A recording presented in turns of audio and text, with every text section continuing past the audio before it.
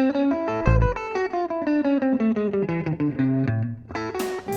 to Heaping Spoonful, a twice-monthly conversation with restaurateurs, chefs, growers, and others who have helped generate the legends associated with eateries across the Mid-South.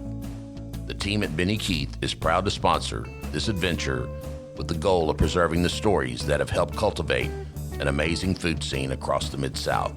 So kick back and enjoy a Heaping Spoonful.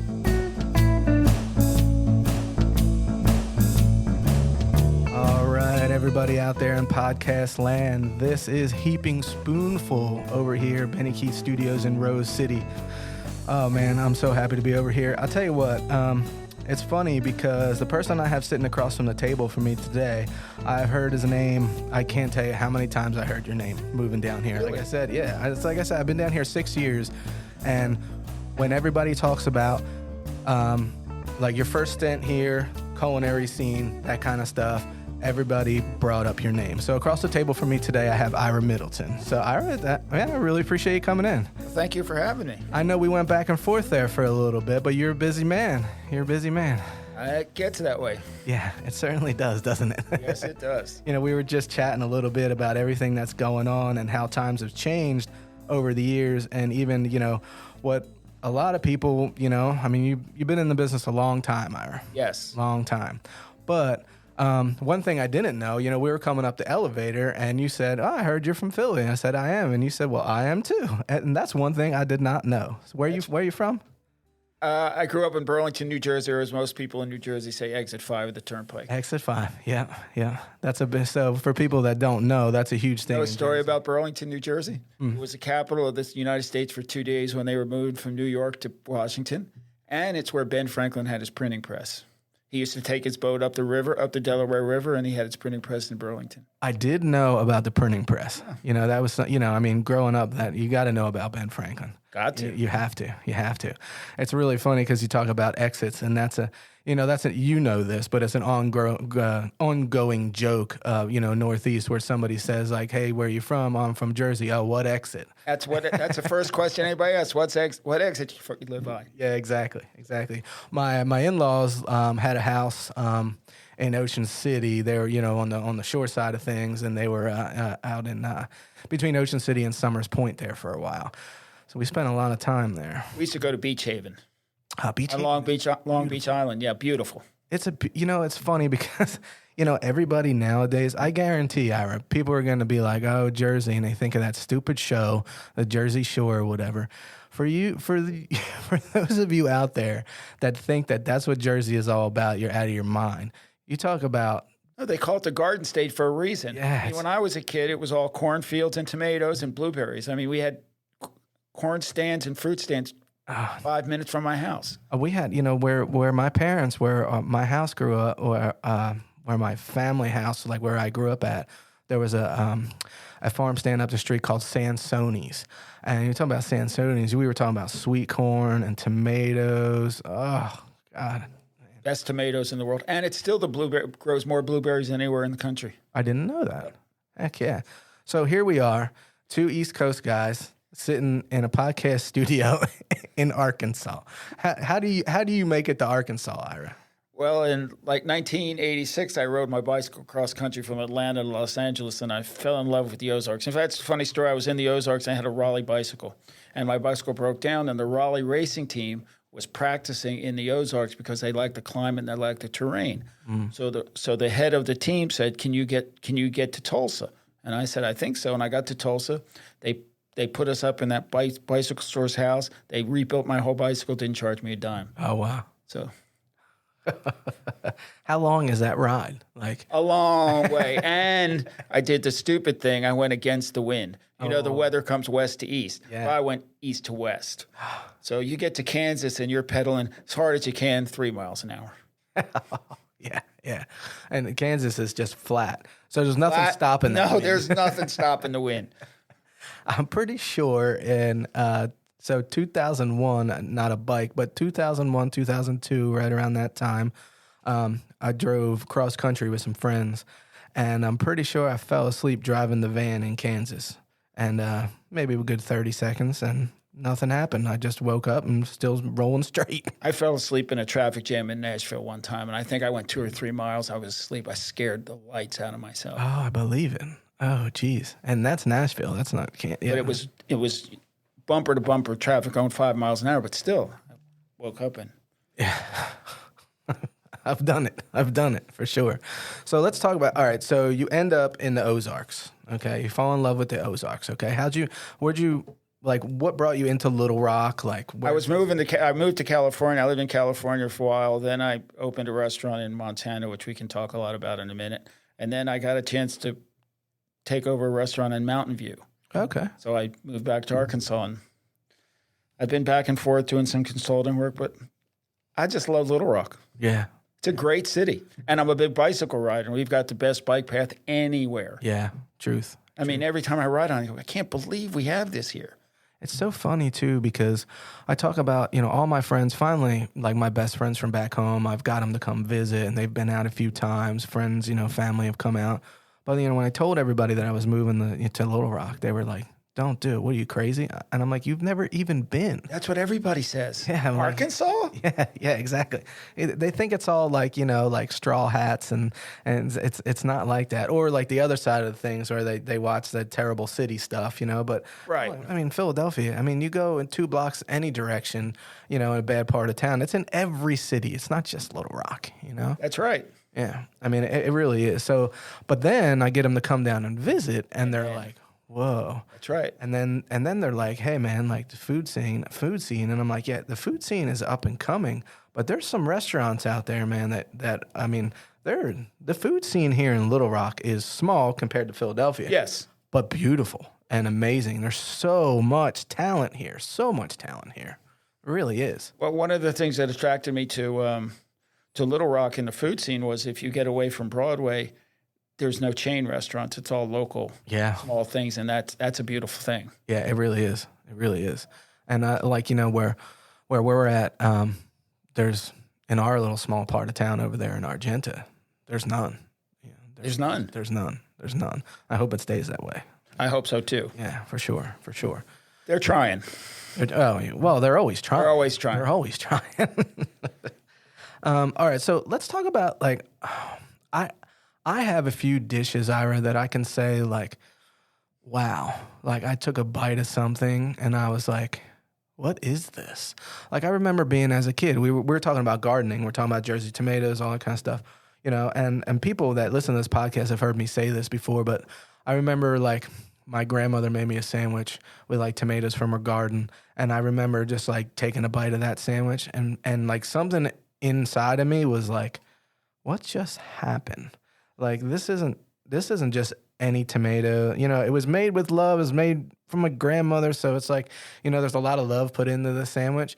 But can you recall of where your passion for food, what happened? Can you recall those aha moments? Well, my mom was a master baker. She couldn't boil water when she got married, but she wanted to show up my father's mother, so she became this great cook. She became this excellent baker. My dad was a master gardener. Oh. So food, and in Jewish families, food is the most important thing in the world. So, but the first thing I remember were those going out in my dad's garden with a salt shaker, like we were talking before, and taking those little tomatoes and popping them in your mouth, and that first acidic burst before the sweetness. It's just like, wow. My mother's maiden name is Steinberg. So I got you. You got me. I mean, food, parties on the 4th of July and Memorial Day, and food just was everything. Yeah. There's a lot so much goes into it, but it's again, the short stint we talked before we started recording over here, we talk about the love for the food and the love for family, and it's really bringing people together. That's what it is. That's what restaurants do. Restaurants are special next to a church or a temple. It's probably the most important thing. People get together to propose marriage. Couples don't get to see each other because they're busy with work and family. They come to date night. Business deals are made. Restaurants are like sanctuaries. Yeah. And that's what I try to teach my staff. Just be there, leave them alone. This is an important time for them. Yeah. So we have to make it special. Yeah. Some of the best people I ever worked under is funny because they all said the same thing. We're selling the experience, sell the experience, It's not, and when everything comes together, when it's a perfect glass of wine that goes with a perfect salmon and it's just the whole thing, It's the whole thing. Selling the experience. Selling the experience. Doing something, trying to bring this disjointed world together for people for an hour or two out of their lives and make that part of their life special. Yeah. And when you walk out and they walk over to you and say, thank you so much for this experience, well, that makes your day. Yeah. That's what this is about. So very long time ago, I got offered a banquet chef position. We did a lot of a la carte service, but it was also a wedding venue. But I remember when that person offered me, Jeffrey Bell, he offered me the banquet chef position. And I was like, banquet chef? Like, man, I'm a line cook, and I'm a badass line cook, and I was hot-headed, whatever. And how old were you? Talking a lot of trash. I was in my 20s. Okay, that explains it. Yeah. So, and then he was like, man, the job, it pays $3 more an hour. I was like, I'll take it. That's my alcohol money, whatever. Anyway, long story short, my first weekend, I was by myself. Like, I was running the show, no more training, and I had a wedding. And I was still in my head like, I'm a banquet chef. This is not what I do, but whatever. I'm getting paid, The groom and the bride and groom at the end of the wedding, they came back to the kitchen. They wanted to see the chef, and she's crying. This is the best food I ever had. We're gonna remember this the rest of our lives. And then I was sold. Then after that, I was like, you know what? There you go. I'm a fucking banquet cook. That's what I'm not. I'm a banquet chef. I'm a banquet chef, and I'm proud of it, Yeah. But there's that one moment that made me slap me in the face, and I was like, this is what it's all about. That's right. This is what it's all about, It was great. It was great. Now, you're back. You are back. I'm back. Oh, I'm full back. Yeah, full back. I'm as deep as you can get. So I started out in the specialty produce business. So I would pick out seeds for like mini vegetables and things, send them to Guatemala. They would grow them, and then they would ship them back to me, and I sold them all over the country. Oh, wow. So that's how I started. And then I had a few chefs. This was in Florida. They sent them to me Florida. So I would go pick a couple of chefs out that I really liked, and I would take them boxes of vegetables, of course, for a price. And I would go about 3 o'clock in the afternoon, and I would watch them, and I would learn, and I'd ask questions. And since they weren't busy, so Mark Metello, the greatest chef I've ever met, opens a second restaurant in Florida. And I said, why'd you open a second restaurant? He was a really cool guy. And he says, so everybody thinks I'm at the other restaurant. And then go spend time with my wife and kids. So anyway, then I decide, I'm going to go open a restaurant in Montana. There you go. So I open a restaurant in Montana, and my friend Gretel Ehrlich, who's a writer, says, I'm bringing Robert Redford in on Friday night. I said, no, you're not. This was like 2 days. I'd never opened a restaurant before. Right. Friday night, Robert Redford walks in. He's making a movie, A River Runs Through It. And he's comes in all the time. He's like a regular. And so a couple of Robert Redford stories since he just passed, and the world's a worse place because he's not here anymore. But anyway, he would sit in the back, and he would always put his arm around me at the front and whisper in my ear, this is good for business, Ira. And then one night, we're talking politics. It's about 3 o'clock in the morning, and it's snowing like a son of a gun outside. And I live over a 10,000-foot pass and have to go home. And I said, Bob, I can't drive home in this. He says, don't worry, I got an extra hotel room. I said, Bob, I got my dog. He said, don't worry about it. So we walk in the hotel. He puts the Yellowstone in his hands and carries her. Nobody says anything. So anytime I met a woman after that, I'd say, see that dog? Robert Redford carried her to her bedroom. So then one more story of him. And then, so one day he's meeting the guy who's going to make sneakers, right? And he's never met him before. So he says, Ira, he calls me up. He says, Ira, sit me at any table you want. So we sit down, and he calls me over. And this guy's a baseball fan. And I didn't know at that point that Robert Redford played second base with Don Drysdale. But anyway, so he says, he asks one question, and this guy, Phil, and I go off for an hour. Redford doesn't say a word. Next day I'm walking in the woods. I go, that smart son of a bitch. He used me to feel him out. And he just watched. And those are my Robert Redford stories. That's awesome, though. Yeah. Not many people have those stories. Yeah. He was an incredible man. Proud to have known him. Now, the restaurant in Montana, so I can probably guess what kind of food you were selling up there. But what did that menu looking like? We're talking about like American content? Yeah, American. And I wasn't the chef. I was just running the place at the time. I'd learned to be a chef after that. Okay. Yeah, American. We did like, shrimp with black bean cakes. Food was a lot. If you had $100 ticket in those days, that's a lot of money. Yeah. Now Yeah, all do kinds that of right fresh now. food and, good wine list. And only had a beer and wine list because the liquor license in Montana is like $500,000. Yeah. Because you have to have one to get a gaming license. Oh, okay. So- Okay. Restaurant, liquor license East Coast is a lot more expensive than it is here. It's impossible to get them in Philadelphia, isn't it? Crazy, man. Don't people bring their own? Yeah, people bring their own, or people sit on them. I mean, it's a thing. So I was at it when I got this liquor license, I had to go back and take the class again. Mm-hmm. So when I took the class before, it was like 5 hours long, and you had to take a test. This was like an hour discussion, and it was fun. Yeah. And this guy behind us said it was in a poor rural Arkansas community, and he said this one guy is buying up every liquor license in town, and I didn't think that was allowed.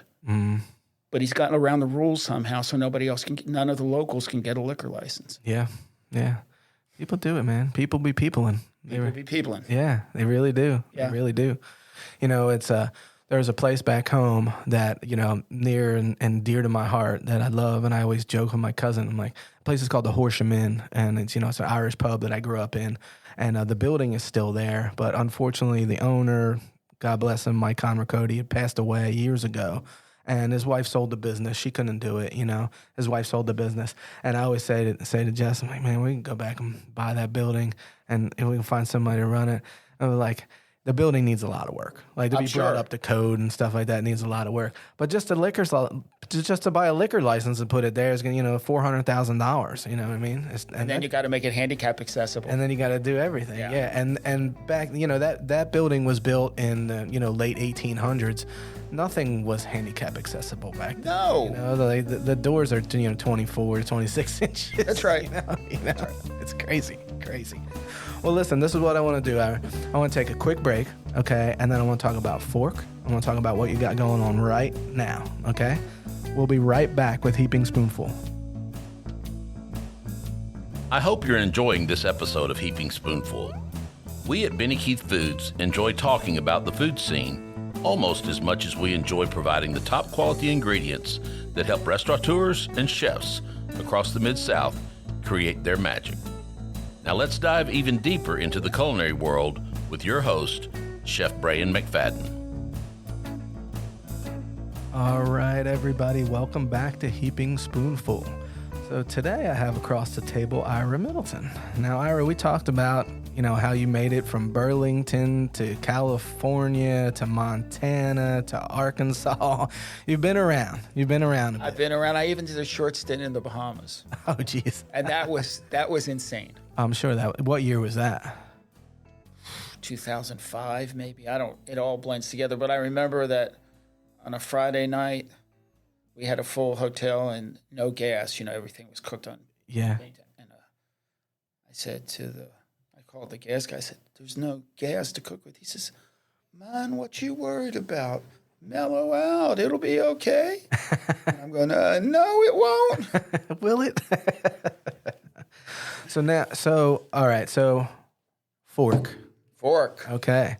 Back and forth. Now, listen, I can tell you this. The first time I looked at that menu, because my cousin told me, he said, Ira's been here before. You should check out that menu. That menu is right up your alley. And it is. Thank you. Because to me, there's classics on there, but there's also some things on there that kind of push the envelope a little bit that are going to make people be like, I don't know about that one. I'm going to try it, but I'm not quite sure. And then there's a Slap Your Mama's Sloppy Joe on there. Yeah. With homemade baked beans. So, yeah. Yeah. Well, the one that everybody finds kind of exotic is the poblano pepper cheesecake, the appetizer. Top of the menu right there. Yeah, and that was voted appetizer of the year in Oregon one year. Oh, really? When I was there, yeah. It's interesting. That's right up my alley. Yeah. I love that kind of Savory. Yeah. It surprises people because they've never had a savory cheesecake. Yeah, yeah. We did done like a blue cheese cheesecake before. But that's pretty classic, to be honest with you. But yeah, I read that and I was like, okay, all right.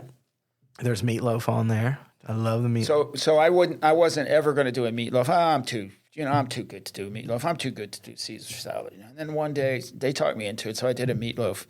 And this guy came in from Chicago 10 days in a row and he ordered the meatloaf. So finally on the 11th day I said, could you please order something else? Please. So he orders a chicken. And I go out the next day, how was the chicken? He said, it was really good, but I'll have the meatloaf. And the chicken it's an airline breast. Yeah, it's an airline breast that I stuff with prosciutto, basil, Yeah. and garlic and goat cheese. And then we finish it. We put it in the oven and then we finish it with those sweet Italian peppers, those little round, delicious peppers. Yeah. Make a relish out of that. Yeah, little cherry peppers? Yeah, those are delicious. Oh, I love them. So there's I watch it. This is off the subject, but I was watching TV the other night, and I was watching a show about trying to get a Michelin star, right? Which to me is, and whatever it is. But anyway, there's one guy in Chicago. He did 30 courses, and he changed it every night. Now, how long you think he could do that? And how long would it take to eat that? Yeah. Or plate that? It's just crazy. It's insane. That's not what food is to me. Yeah, I understand. Food is nourishing. Mm-hmm. Yeah, yeah. It brings you in, like we were talking about. Brings you in before. it. But there's approachable food is. There's a reason carrots have been around for so long because they're good. Yeah. Truth. And you can use them a million different ways. Yeah. It's so funny how it's changed. But I think that's what I like about your menu so much, Ira, is it does push the envelope here and there, but there are classics on there. Like you said, the meatloaf, airline chicken breast. I mean, come on. Yeah, or a tomato plate. Well, you take tomatoes and you add some homemade cheese and pesto and you just make something special out of it. That's delicious. But I like taking it's kind of the food I learned the times I've gone to Seattle. There were restaurants who do just kind of like what I do. Mm-hmm. They do a perfect salmon. They just make it interesting. They make it their own. Right. Yeah, absolutely. And I judge restaurants. The first thing I judge restaurants by, I don't know, you probably feel the same way. I look at their salads. Okay. Yeah. And if they don't have a good salad with a creative dressing and fresh ingredients, then they don't care. Yeah. You know what? We saw a lot of salads. Me too. Yeah, just a ton of salads. And, in today's day and age, there's a lot of people out there that are trying to be healthier, so they want good salad options and, that kind of stuff. But I think there's a lot of people out there that they look at salads and they're like, salad. You know what I mean? Like, that's a salad. Well, no, not really. But it's not a salad. In the summer, I do a grilled peach salad with a peach ginger vinaigrette, homemade candied pecans and blue cheese. Now, that'll change in the fall to pears. Right. Because you do it seasonal. Right. But just the combination of the fruit and the blue cheese and the ginger, delicious. Yeah. Simple. You can't beat that. Can't beat it. I would eat that all day. And they do. and they do. So here's something that I ask everybody. It's funny because you said you have this gentleman came in, he's ordering the meatloaf 10 days in a row, and you're like, please order something else. When we get that old like, hey, blah, blah, blah, whoever it is coming in for dinner, and then they order something, and then sometimes I'm like, man, I like that dish, but I really wish they ordered this. I think that might be a better representation of us or me or, whatever. I do this with everybody that comes in. Walk me through like your perfect dinner at Fork, like from the starter to the glass of wine to the entree to the dessert. Like if you sit down, well, like what would you order walking into Fork? That's an interesting thing. I'd probably have poblano pepper cheesecake. Then I'd probably have the peach salad. Okay. I might have an order, if I were sharing, I might have an order of the mushroom spring rolls. And then probably have the chicken. Or unless my sous chef was making a great special, which he always does. Nice. And then it depends how full I was. I'd probably have a piece of key lime pie after. Making it in-house. And what would I have? I'd have a bottle. I'd have a bottle of Zinfandel, I think, just because I love Zinfandel. Yeah, I do too. And Funny story, when I was in Oakland working at the Oakland Library, this is how I fell in love with wine. My boss made homemade Zinfandel. Oh, wow. And he gave me 2 bottles. And then I started drinking wine, and then I joined this wine club in Marin County, and every Saturday morning we'd go into Napa Valley and taste wine with Robert Mondavi. This was when his wines were $1.98 a bottle. Right. And he'd say, I've got this Pinot Noir, and it's been aged in 12 different kinds of oak, one oak picked in the afternoon, one in the evening, one from this part of the forest, one from the sunny side. Now tell the difference.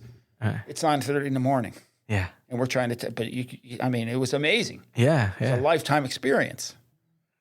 So, and then I got into wine, and then I realized, God, if I'm going to drink all this wine, I better cook. So here's a funny story. So I walk home in my house in California one time, and I had one bottle of Height's 1968 Martha's Vineyard Cabernet. Priceless. It's half empty on the counter. I said to my wife, Alice, what is that doing open? She goes, well, I needed some wine to make beef stew with. And I turned around and I said, oh, this is a test, Ira. And I didn't get mad. But one bottle. So it's so funny you said that. So when my wife and I first met, first of all, my wife never went out to a bar by herself. I corrupted my wife is what I did. I mean, we met when I was banquet chefing, and I was working 80 hours a week, like just ridiculous hours. And we didn't live together at the time. So anyway, long story short, we moved in together, and I brought my alcohol that I had, stuff in the cabinet that don't really touch, I had that laying around. But we used to go out, and my wife would, simple. Now we're drinking craft cocktails. We can have that conversation all day. But she was a Jack and Coke girl. She's drinking Jack and Coke, whatever, and I would order something, blah, blah, blah.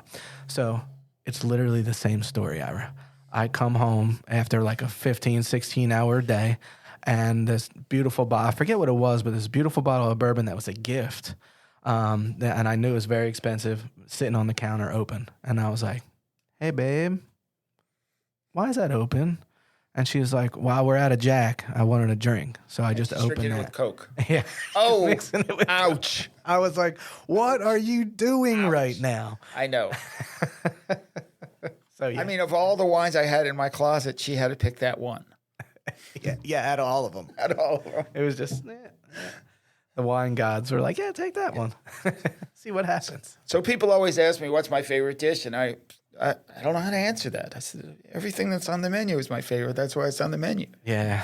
But in the fall, I get to do lamb shanks again, and I love lamb shanks. Love me. I just bought a big, huge 40-quart brassiere to cook them in. Yeah. We have this big roasting pan over there at Brood, and it doesn't get used a ton. But, like when that thing comes out on the table, something's up. Like, yeah. Like, oh, yeah, what are we doing? And, we use a lot more in the winter, you know what I mean? Yeah, of course. So, yeah. And that hit the table last week because we're doing menu changes and stuff. So everybody in the kitchen was like, hey, chef, what are you doing? I was like, we're testing some stuff out. Yeah, we're starting. We're going to be doing a new menu in a week, or as soon as it comes from the printer. In fact, Benny Keith is printing it. Nice. Yeah, so. Man, I get so excited about like new menu items and stuff. I also get the excitement. I always so you talk about, if you want to throw a shout out to, you say you have an amazing sous chef right now.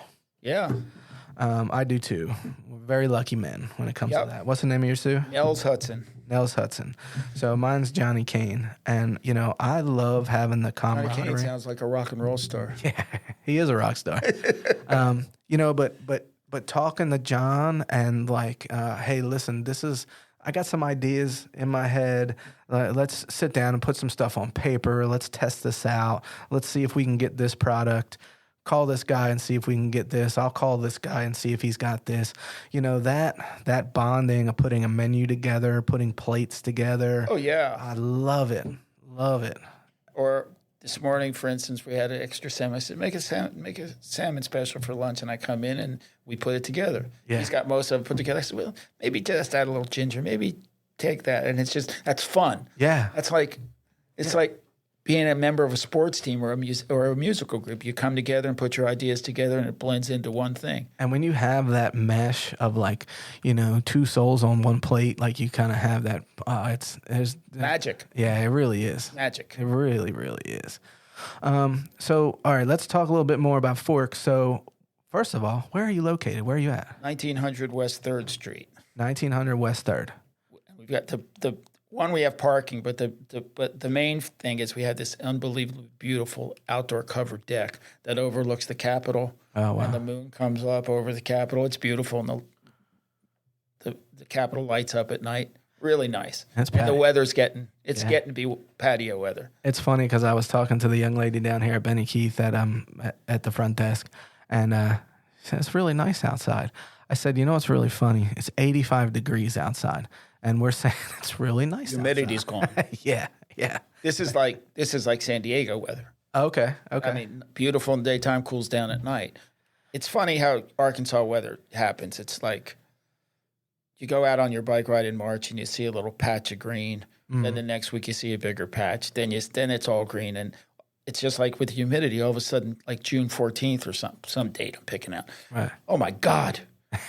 It's hot. It's so humid. Yeah. And then sometime in September, humidity's gone.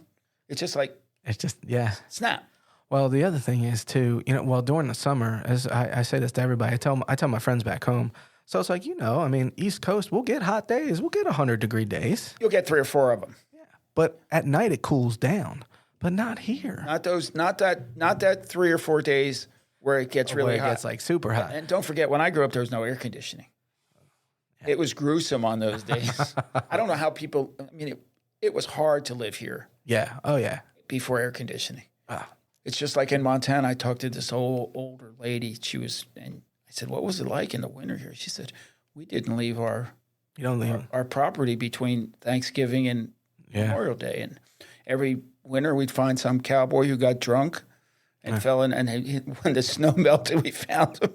Oh jeez. But that's life. I mean, that's it. But that's what it was about. Yeah. That's crazy. That's wild.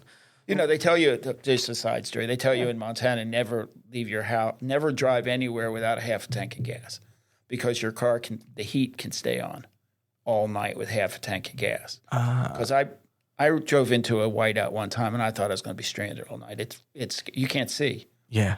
Oh, it's wild. I've driven through that before. You can't see. Oh, you can't see the front of your car. Blizzard in 96. Yeah. Yeah. Crazy. Scary. Yeah, for sure. So back to Fork. Well, when I tried to do this, I decided to do it a few months ago, and I tried to get my friends to say, "Come on, tell me, Ira, you're too old to do this. Don't do it. Tell me I'm crazy." Nobody told me I was crazy, so I mean, what else am I going to do? It's hard work. You're exhausted, but it's a blast. Yeah. It's just a blast. Do anything else. Yeah. My mother's 72 years old, still serves tables back home. She works at a breakfast spot, loves I'm it. 74 and I'm still doing this. I said to my mom, Mom, when are you going to stop? She said, what am I going to do, sit home with your father? I'm not doing that. I'm going to work. Now you sounded like a Philadelphian. You said, what am I going to do, sit with my father? Yeah. It's just, I was like, yeah. And she's still working. And yeah, I mean... Like, Mom, you going to take off, blah, blah, blah. She said, I don't know. and now, as I get older, you get calmer. So things don't, you just go with the pump, go with the flow. Yeah. It's like I always tell myself, look, if you mess up, you overcook a steak. If a heart surgeon messes up, he kills somebody. Right. Just relax, go with the flow. Yeah. Everything's going to be all right. We're going to figure this out. We've got the right ingredients. We've got the right team. Everybody's doing their best. Mm-hmm. That's all you can do. True. You couldn't really say it better either. And when it's like the Grateful Dead used to say, well, we were good some nights and some nights we weren't so good, but the crowd didn't know when we weren't good, but we did. Yeah. It's like those nights, some nights in the restaurant you're really good, but some nights it's magic. Yeah. And those magic nights make everything worth it. I agree. I mean, when it's all working, It's just you're just so you wouldn't want to be anywhere else on the planet. Yeah, I agree. And that's what keeps us going, really. Yeah, that's what keeps you going. What else am I gonna do? I mean, I wanted to play baseball, but I couldn't hit a curveball. Yeah. So what? All right. So fork. All right. Patio. It's patio season. You got this big, beautiful patio over there. All right. What else you got going on over there? What else is going on? Do you do certain specials during the week? We do specials every night. Specials every night. Now you said you do have social media, right? Social media, but social media is a challenge to an old guy like me. Yeah, I got you. It's like I don't get it. I don't know how to do it, but I'm trying to learn. Yeah. So I find this artificial intelligence. Everywhere you call, you used to get a person. Yeah. And they solve your problem. Now you got to go. If I have to hear this is being recorded one more time, I'm going to lose it. Yeah. It's a challenge, but it's still the food and the service count. Yeah. And word of mouth is still a thing. Word of mouth is still the best way. I found that people come, oh, we heard all about you, and they come in and, come in once. If you come in once, you're going to keep coming back. Yeah. That's how I feel about it. Absolutely. Because I think we're that good at what we do. So, percentage wise, they say there's somebody comes in your restaurant once, there's a 50-50 chance they're going to come back. They come in twice, there's a 70% chance that they'll be back. With people. And then they come in 3 times, you have a customer now. Now you have a customer. And that's something you have to build. You have to build trust. Like somebody's going to try. The first time somebody comes in, they might have the meatloaf because they know what a meatloaf is. But if they trust, if that's good, then they might branch out. Mm-hmm. So it's like the same thing with wine. People know after they know me, I'm not going to pick out a wine for them because I'm making the most profit on it. I'm going to pick out a wine because I know they're going to enjoy it. Yeah. I mean, whether I make $10 or $11 doesn't matter to me anymore. Yeah. I mean, it all washes out. What I want is if people come, they have the experience, they're going to come back and they're going to enjoy it. Absolutely. It's all about a lot of businesses and a lot of things have lost their soul. Yeah. I agree. I want to put soul. I mean, I'm from New Jersey, man. I want soul in my stuff. Yeah. And I want laughter and fun. Yeah. I want to walk out into a loud dining room and everybody's laughing and having a good time. Yeah, the other night people were talking to each other at the tables and coming up to me and telling me, and that was just everybody knew that was one of those magic nights. Yeah. We do these. We are closed on Sundays, but we do these tastings every once in a while. We'll bring a brewery in, we'll bring a distillery in. Everybody in the kitchen really likes it because we cook stuff that's not on the menu. Right. We all branch out a little bit. And it's amazing, but you can tell when it's a good tasting when everybody's talking and it's loud. It just got loud in here. That means they're happy. That's right. It's good. It's good. They're all conversing. I remember one time I did a tasting and it was a small winery in California. They were both high-end college professors who'd started a little winery.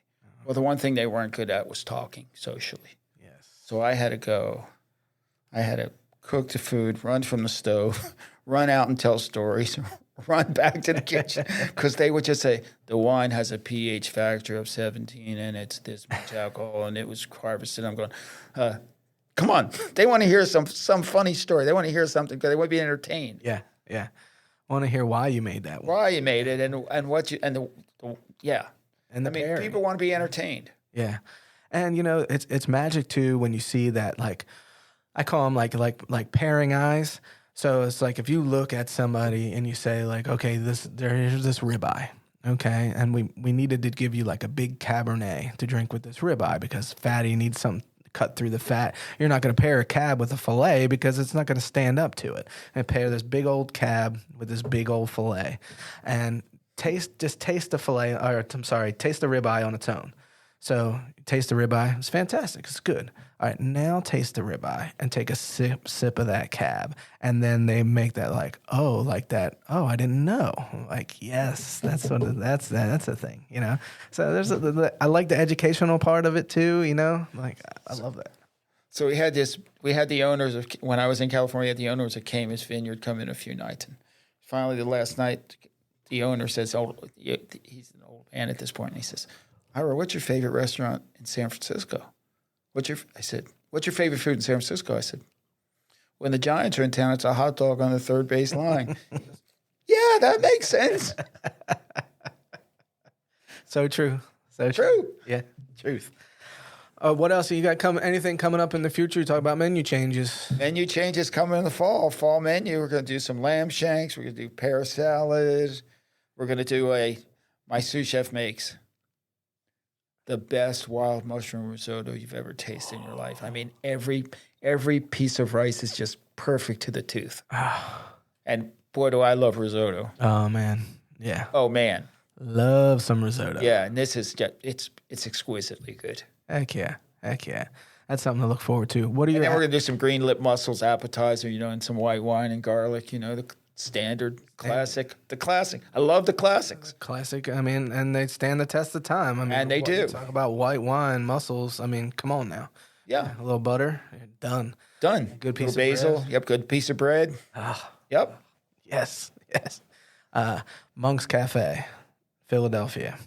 It was one of my first times my wife didn't grow up in the city. She grew up in Solderton, Pennsylvania. I don't know where that is.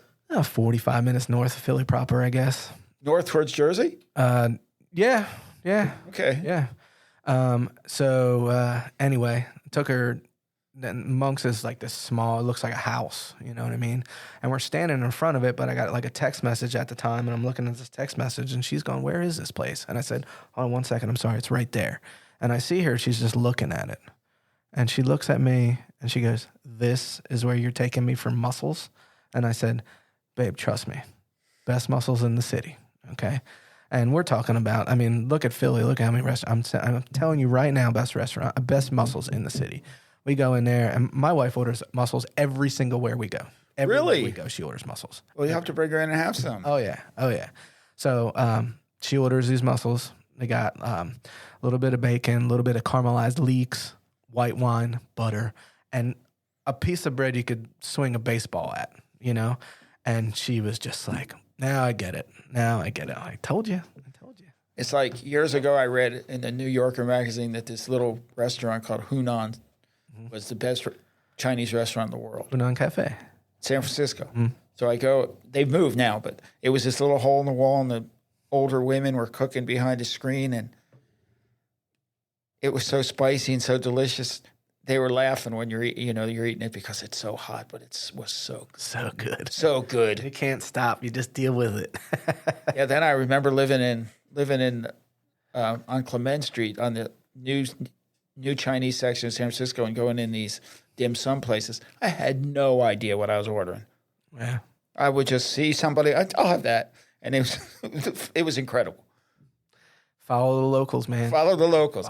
You're in Los Angeles and you see a Mexican restaurant with all kinds of beat up trucks in front of it. Yeah. That's where you go. That's exactly where you go. That's where you go. Yep. We do the same thing. Every city every city we're in, we're like, all right, we got to find the spots, talk to the locals, or you walk into a bar and you say, look at the bartender and say, when you leave work tonight, where are you going? That's right. This is where we're going. All right, I'll see you there. That's why we started doing, and we do it sometimes, we do that Nashville hot chicken. Yeah. Oh, yeah. Boy, that's good. Ooh.